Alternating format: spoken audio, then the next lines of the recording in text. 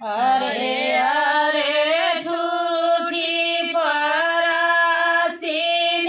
हो गोपवा जानी फेंकाऊ। अरे अरे झूठी परासिनी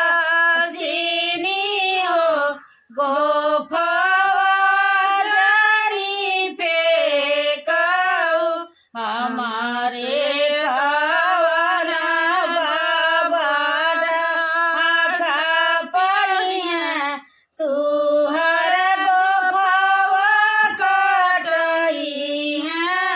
हमारे कावना बाबा डाका पर हैं तू हर गोफवा कटई हैं।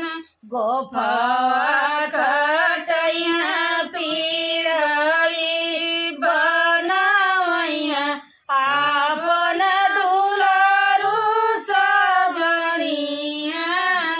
गोफवा कटैया पिरई बनवैया आपन बरुआ सजरिया। अरे अरे झूठी परासिनी हो गोपवा जानी फेंकाऊ। अरे अरे झूठी परासिनी हो गोपवा जानी फेंकाऊ।